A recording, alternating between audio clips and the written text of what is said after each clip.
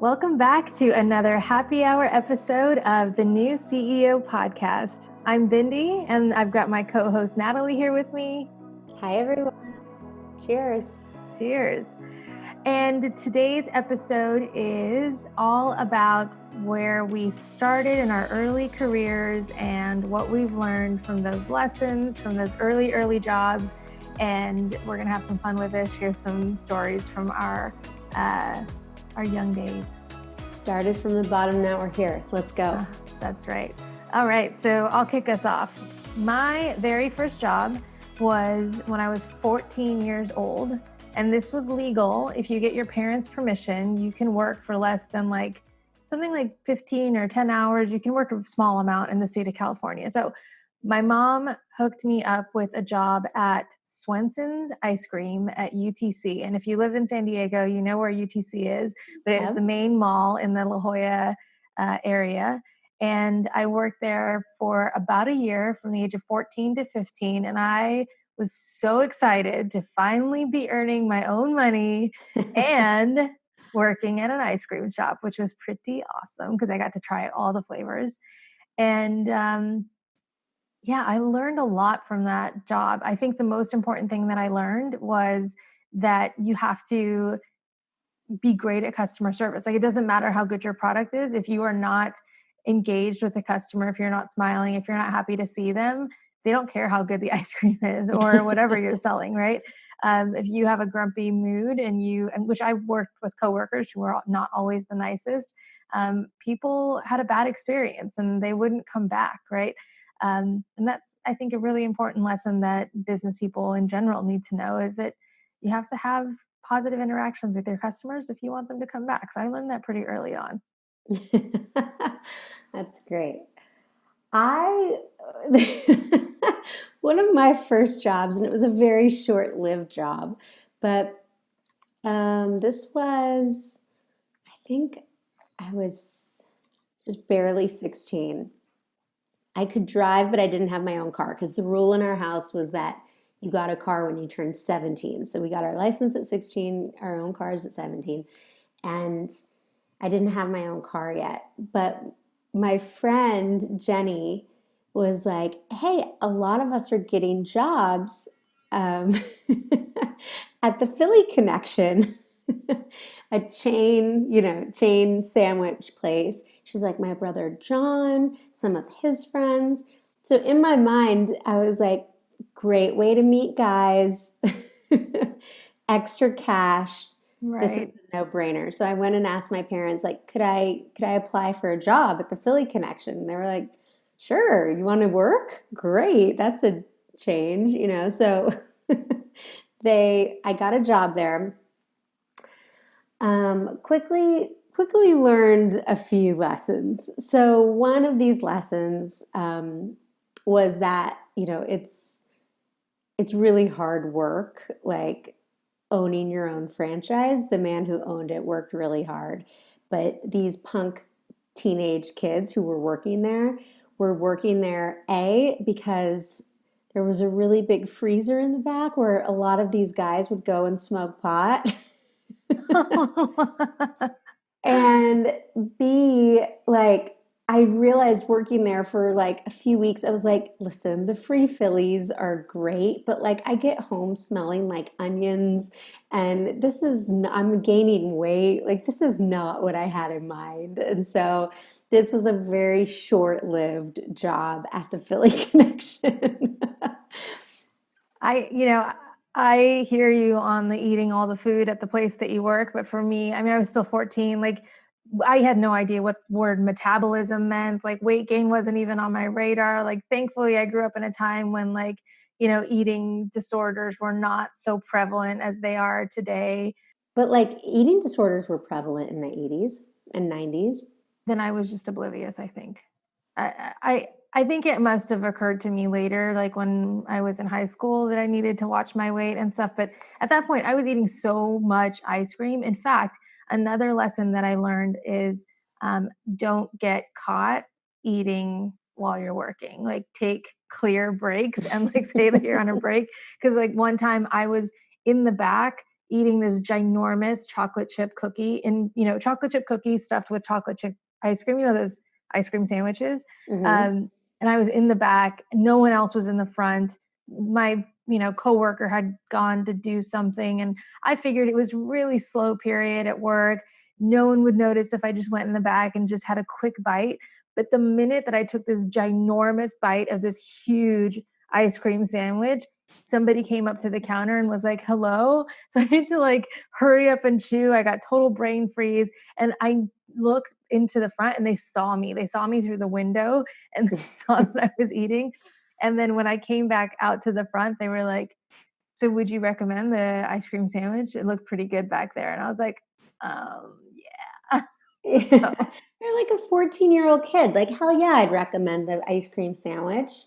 Like, why do they think you're working there for the amazing pay? I know, right? Oh, I think I made, get this, $4.25 an hour, Wow. Started from the bottom, now we're here. right? Yeah. Okay, so what were some other jobs? I was also a lifeguard. Oh, I was wow. also a an LIT and a CIT at camp at YMCA Camp High Harbor. Very proud to rep. And in case people have not ever been to a camp, what is LIT and CIT? Oh, sorry, leader in training and counselor in training. So when Awesome. you're an LIT, when you're a leader in training, you still have to pay to go and do this. So your parents pay for you to be at camp for the summer, but it's basically like the year between being a camper and being a staff member. Um, Fun. that was really fun. I loved that. Those were all kind of like high school jobs. Yeah, I think mine were less fun. One summer, my sister and I worked at a retirement home in La Jolla as servers in the dining room. So that Oh. was interesting. I Aw. learned from that job that it's really important to have close family so that you don't end up in a retirement home by yourself. I mean, it was Oh. sad, but I have to say that the retirement home was actually really beautiful. Their dining room had a gorgeous view of the cove. I mean, if you're going to end up in a retirement home, that is a great place to be. I know which one But you're talking about. Yeah. yeah. But I think that it was just challenging for me. And I don't think I had really thought much about aging. I mean, who does when they're a teenager, right? But that put me in, you know, it confronted me with what aging actually looks like and these were very, very old people. They were not like in their, my parents are in their about to be in their 70s. And my parents are not at all like the people that were in this retirement home. So like I think when we think of aging, it's a totally different story now. These individuals were like probably in their 90s. A lot of them had trouble eating. So it was kind of a scary job to be in as a teenager. But also, I think it helped me develop a lot of empathy at that age. It's not one that I returned to after that summer. My sister and I were like, "Yeah, no, we're not going to do that again." It paid well. It paid better Yeah, than 4.25 an hour, but I'm um, sure. yeah. I spent a good amount of time. My Aunt Shirley, who was like one of my favorite, she was a great aunt, and she's since passed, but she's like my patron saint of fun. I love this woman so much. And she wound up living in a retirement community in her final years. She probably spent her last like 6 or 8 years. She died at 98. So she probably moved in. She was on her own for a very long time. And she loved it. It was really nice. She was in Sherman Oaks. It was really nice. The food was great. It was like a restaurant style. You go and almost like a country club where you just sign your name when you eat. And they had, poetry classes and music classes. And she did say that the women there were kind of mean. She's like, I feel like I'm back in high school because Oh. they were like kind of cliquey and there was a lot more women than men. So even the most like, you know, unattractive men would just be like killing it at the nursing home. And she said it is true that Viagra has created a culture of like wild times in nursing homes.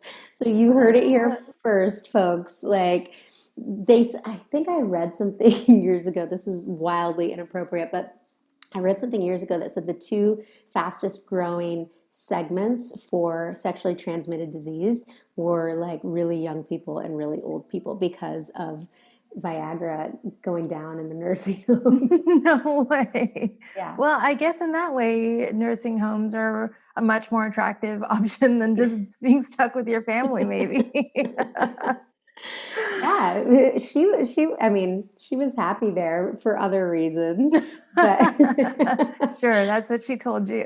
yeah, oh my God, she was the best. But yeah, I wouldn't want to work there. I totally get that.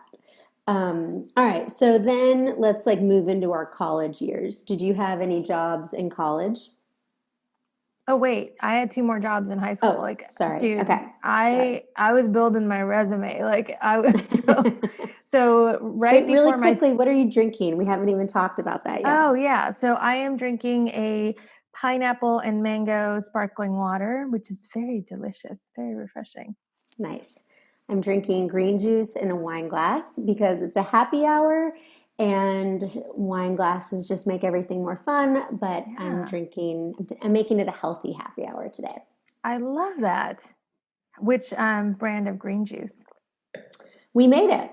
We juiced it. Oh, So it's um, cucumber, kale, spinach, Swiss chard. There's some ginger in there. It's really good. I love that. Yeah. Awesome. All right. So speaking of vegetables, no, that's not a good transition. So speaking of drinks, I was a hostess at Mimi's Cafe right before my senior year of high school. No, sorry, my senior year of high school. We had moved up to LA, and as a hostess, your job is to seat people and get them their drinks while they wait for the server to come and take their order. That gave me a massive appreciation for people who work at restaurants. Like that is not an easy job. Like being a hostess is much easier than being a server. And watching what they went through, I was never a server myself, gave me such profound respect for the work that they do. And I swear, ever since then, I've always been a really good tipper whenever I patron restaurants. Right? It's a Absolutely. lot of work. I've been a server, I've been a hostess. I definitely I'll get to that. So, yeah, I totally get that. And then I was also in high school a bank teller at Wells Fargo. And I really enjoyed that job. I got really good at the 10 key touch, like entering numbers without looking at the keyboard. But I learned in that job that people like do not mess with people's money. Like that is not something you can joke about. You can't take lightly if they want to check on their account balance and it's not what they expected it to be. Like you need to be very, very sensitive to that. You need to be very calm when you're engaging in those conversations. So that was a big lesson for me. And it was a great experience. That was my first opportunity to work at like a big company in kind of a more like an office setting. It's not an office, but more like an office setting. How about Nice. you? I actually did have a server job in high school. I hadn't thought about it until you just said that, but it was a short-lived one. Like I remember it coincided one year with Valentine's Day, so then my parents like came in and went to dinner there for Valentine's Day, but I don't think I worked there very long. Wait, that because you had another server job in New York, right? Was that Oh yeah, I had a serving job in college at a place. I went to the University of Georgia in Athens, Georgia, and there was a place. Are we moving into college now? Can we yeah, go into let's do our it. college years? All right. So it wasn't until my junior year. It was fall semester of my junior year in college, and my mom was like, you could probably get a job. I was like, Mom, I'm studying really hard. She's like, uh-huh, uh-huh. Yeah, it looks like it from all of those sorority pictures with a Right. drink in your hand in every single picture. That was some feedback I got from my mom and her boyfriend at the time. Like, wow, you have a drink in every single picture and you're not 21 yet. I was like, I know, college is so fun. It's important to stay hydrated, right? There's water in those glasses, right? Yeah. That Bud Light bottle has a Oh. lot of water in it. Um, no, you were not. supposed to have a drink in your hand at a sorority social that was being photographed, but it definitely happened. All right, so I was at the University of Georgia. It was my junior fall semester of my junior year, and I worked at this place called Sons of Italy, which is an Italian restaurant, but it's more known as like a dive. So I have not been back to Athens since like 2006, so I don't know if it's still there in the incarnation that it was there when I was, in 2000. It's been 20 years now, which is wild. But it was where my friends would go and sit on their patio and order pitchers and just sit there all day and eat and drink. And they had a great jukebox and they did a lot of delivery, pizzas and, hoagies and all that kind of stuff. And it was just a really fun bar. So I worked there for a semester. It was so fun. I made pretty good tips, but it was just like I was glad that the next semester I went to Spain to study abroad because you would work, let's say your shift started, you would get there at like 4 in the afternoon. You would do dinner service, but they would stay open late because it was also a bar. And then you would stay there cleaning and then you'd have a drink with your coworkers once you were done cleaning. And so I would leave at like 3 o'clock in the morning. And it was just like, I was like, this is not good for my, studies. This is not good for my liver. Um, and it wasn't exactly health food that they were serving there. So I only worked there for a semester, but it was so fun. It was probably my favorite college job. That sounds like a lot of fun, but yeah, I can imagine that took its toll. Totally. Did you have any fun jobs in college? Um, I no, I had really serious jobs in college. I forgot. There was one more job in high school that I had. I was a retail associate at Wet Seal. Do you remember Wet Seal? Yes. Oh my God. That's a good one. Yeah. Well, it was an experience. Again, I think, if you've ever worked retail, it's just nice to have that experience so that you're more empathetic when you go into a store. But like I used to get told to finger space all the hangers, right? Every time a customer would come in and look at a folded item and then just throw it back on the pile and you'd have to go and fold it again. But I Hmm. basically spent my whole paycheck on buying clothes from there. So it was just like Right. not really a good use of time.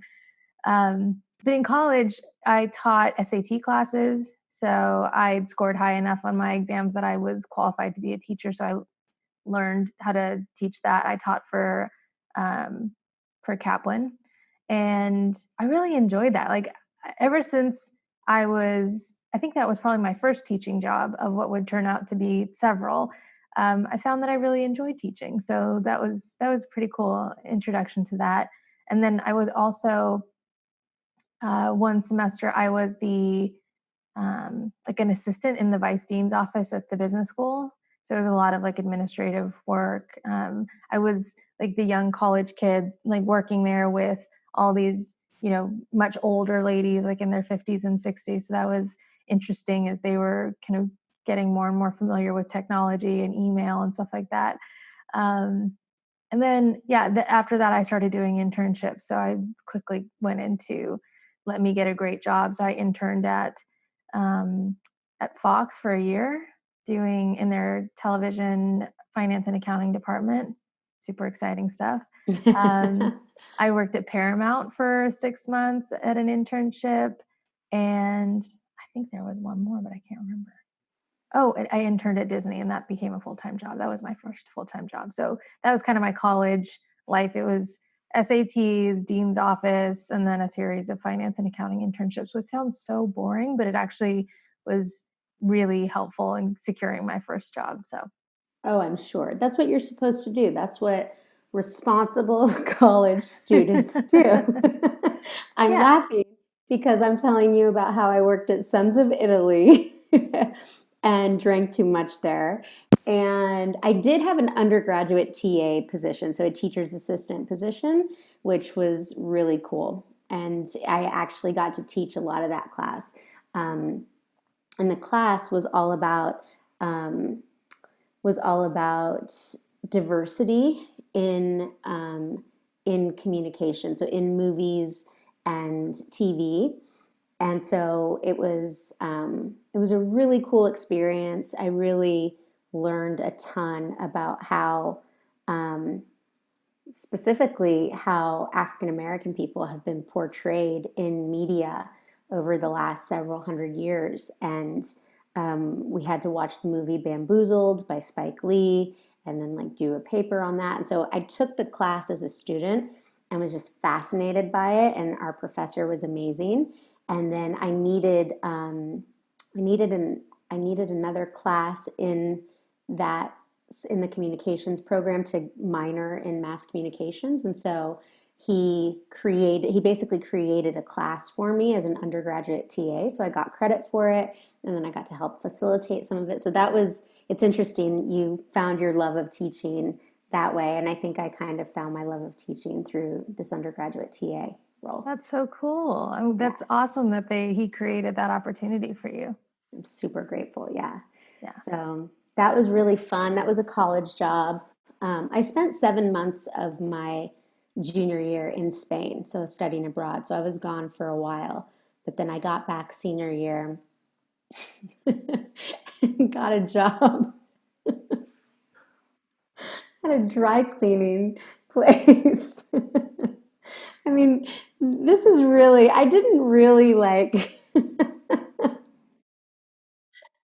because all of your jobs are like very professional and very like serious. And I'm like, wow. So I'm just wondering when the like bug really bit me, like the ambition bug, because it certainly wasn't like these things leading up. I didn't know what I wanted to do with my life for the longest time. I really didn't find my career path until I was about 25. And so I was like, oh, well, I should work. And so this girl in my sorority worked at the dry cleaner. And I was like, okay, I'll do that. And so I went and applied and I got a job there. And then it was like, you had to be there at like 5 o'clock in the morning, which did not bode well with my friend schedule in the evening. So that job didn't last very long. I really do think though, I thought the whole point of us having this podcast episode was to like talk about all the like funny jobs we've had. So like that's what I came prepared with. And then you're like, I've worked at a bank and I interned at the studios and I did this and I did that. And I'm like, oh, well, it's a little different for me, at least through college, you know. Yeah, and I don't think either way was the right way or the wrong way. I think like a lot of it probably has to do with, the for me it was the pressure from my parents, especially my mom, right? There was, and I think this is the case for so many first generation immigrant children that their parents worked hard for us to be here, and a big part of that was for the educational opportunities. And so we had to take that extremely seriously. Like, we had to get straight A's in school, like don't not take advantage of anything that's given to you. I mean, I started working really young because I wanted independence. And I've always had this like independent streak.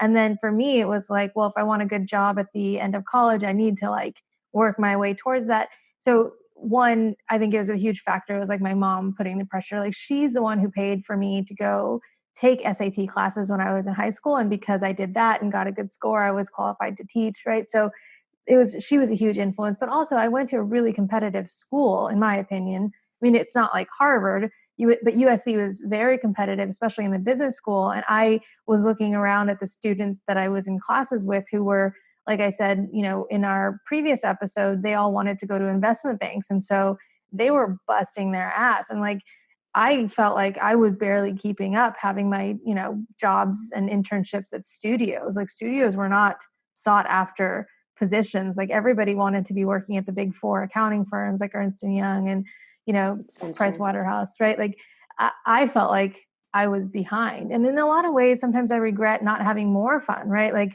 I didn't join a sorority. I didn't do a semester abroad. I think I took myself way too seriously in college. And, I certainly made up for it in later years, for better or for worse. But, you know, I one could look at your college time and say like you did it right because you didn't go overboard and get all the serious jobs. You had fun. You spent time with your friends. You did what a 21-year-old is supposed to do, right? Meanwhile, I got my first full-time job before I had even graduated college. Like I was so eager to be in the real world as an adult. Like I didn't even enjoy my last year. Like that's how Wow. serious I was. I know. Wow. The summer before, no, when was it? The summer before my junior year, maybe, in college, I did have a job working for the US Census, which was actually really cool. Um, I mean, it was a front row seat into how inefficient government really is, but and pretty funny. Like I had like a little white convertible cabrio, and they would send me into parts of Athens that were not exactly like on campus, and like I'd have to go door to door knocking, trying to get the census, like people to take the census. Um, that was interesting. I can imagine. But back to what you were, so like that felt like a real job at the time, but like, I mean, the pros and cons to both, right? Like, and it's just a testament to how different we are too. Like, I love that you were such a go-getter from such a young age. Like, I really felt like I was a go-getter from such a young age, but I also think, my dad died when I was a senior in high school. And so when I went into college, I was just really trying to figure out like, who am I and how do I fit into this world in this new way and what does that mean for me? And I was really, it took me, college was almost just like a blur for a lot of reasons. The partying at University of Georgia as well as the emotional, fallout from losing the most important person in our family. And so I can't um, even imagine like the impact that that has on a young person. Like that's a lot. it was a lot. And then there were a lot of other things that came with it. So it was like, I think in college, I was just kind of trying to figure out like, who am I? Where do I go from here? Studying abroad really helped, like being so far away from my family and everything that I knew, becoming immersed in another culture, speaking a different language. Like it really helped me get to my core self and realize like who I was in the world. And then when I came back, I had my senior year in Athens, and then a group of my friends moved to Manhattan for a year post undergrad. And the year that I lived in New York City from 22 to 23 was so fun and so eye opening. I learned so much about myself, but it was a lot more of the random jobs because I didn't do internships like you. So I moved to Manhattan not knowing anyone, not having any internships. And I was like, I have a college degree. I'll be fine. And you were, And I right? was. I mean, Yeah. I found the best job ever. I was a hostess at this, fancy steakhouse in Tribeca, and they had a coat check upstairs, but the trick, the secret was that downstairs they had this private room, and they were so close to Wall Street that all the Wall Street banks would rent out their private room for meetings, dinners, client things. And when they paid to rent that room, they got their own coat check. And so if you booked a party downstairs, you got paid $20 an hour to hang coats, and your tip was included in that. But my manager told me, he's like, don't have a tip jar. Your tip's included in that $20 an hour rate. But if they insist on tipping you, you can accept it. So I'd be sitting there, 22-year-old me, these like drunk Wall Street guys who had just finished like a 4 hour long dinner would walk up to get their coat, and they're like, here, where's your tip jar? I'm like, oh, no, no, my tip's included. I'm all taken care of. And they're like, you're not going to let me give you a tip? Like, come on, here, here. So it was almost like the more I said, no, you don't need to tip me. These are like Wall Street dudes. They were like, of course I'm going to tip you. Let me show you how much I'm going to tip you. So like, I would leave there with like a couple $100 in cash plus the $20 an hour, fee for being there 5 or 6 hours. So I was making really good money hanging coats in New York City. See, and that is why you cannot say one situation is better than another, because I was not making that kind of money at my internships. I was sitting in stuffy old office rooms or office buildings, especially in Paramount. Like they were old buildings and I was in the accounting and audit group. So we got put in like the oldest The part of, basement. luckily not the basement, but not the nice, like fancy parts of the Cushy studio. executive Yeah, offices. but I wasn't getting paid crap compared to like a few $100 a night to hang coats. Like I was auditing like film royalties. Like it was not, it was not that easy, right? Um, but also I think, each of our paths with our different high school jobs and college jobs, like we both landed in really similar places. And so it's really funny how like these different trajectories and like these different twists and turns and detours, like you can still land in a very similar place. We both landed at Live Nation. We both, at the time that we met, I think we both had director level jobs. I mean, it's funny, right? Like we went in totally different directions and we landed in a very, very similar place. So I think that goes to show you that there's no formula, right? There's no, you must do X, Y, and Z, much to my mother's dismay. Like there's no, perfect path that you can follow to get this life of your dreams or career of your dreams. I think no matter what direction life takes you, you have the experiences that you need to land where you need to land. And I think both of our experiences were what we needed, and we got what we needed from those. So Totally. Totally. I will say that, New York was awesome. Like I ended up having some really cool temp job experiences while I worked there. I was a temp at Dolce& and Gabbana's headquarters, and I ended up turning like a 2 week phone answering, temp job into like a temp job in the marketing department. And then they liked me and they kept asking me back. And like, I answered phones at like Marc Jacobs. And so I've like met some of these fashion designers and like some really cool experiences for a 22-year-old kid. yeah. But the more spiritual that I became, the easier it became to to find my path. And Mm. so I will say that, New York didn't work out. I kind of moved back to Atlanta with my tail between my legs. Felt like I couldn't cut it in the big city.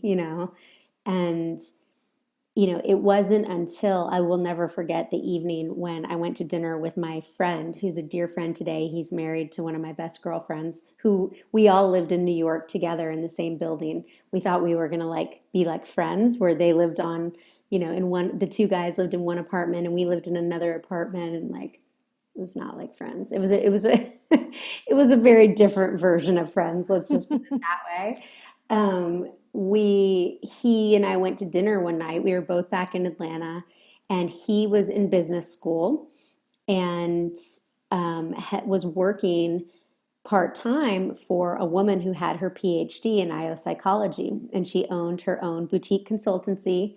And he was helping her. He started out helping her as a male nanny, as a manny, and then she was like, "Oh, you're in business school." And she would tell him what she would do, and she would start giving him projects.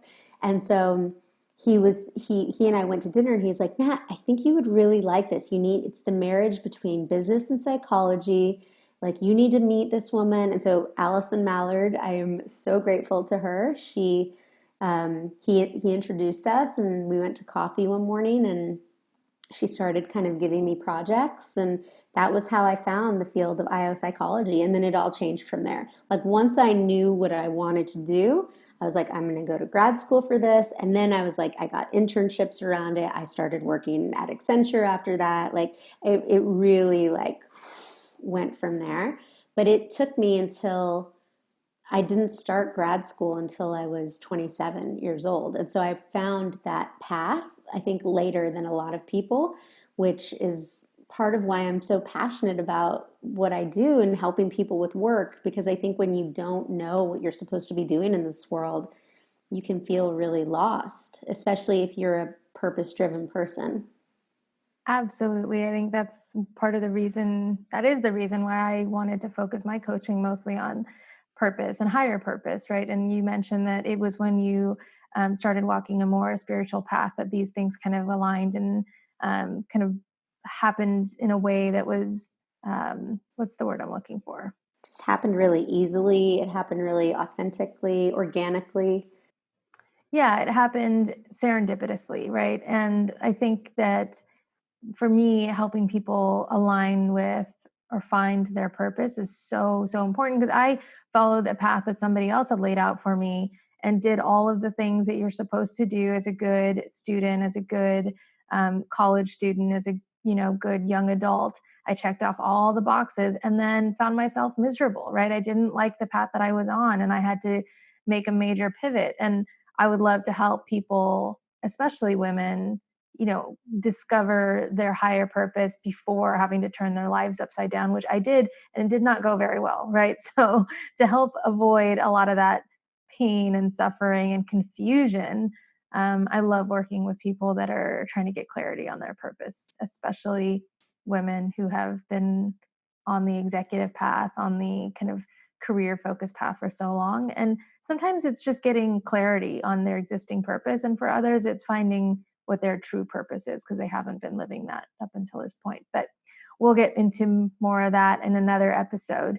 So hopefully you enjoyed this episode and getting to know Natalie and myself a little bit better, starting from our very early roots of first jobs in high school, early jobs in college, and then what happened after that. And hopefully what you're taking away from this episode is that there's no one way to achieve success. There's no right way. There's no, obvious path. I think we take the path that we need to take and we'll land where we need to land. So hopefully all of your experiences have led you to where you are today and that they'll continue to do so in the future. I think I love that because I think that when you're in it, it can be really hard to remember that. So yeah, for sure. Thanks for tuning in, everyone. We hope you enjoyed this happy hour episode. And we'll see you next time. Cheers.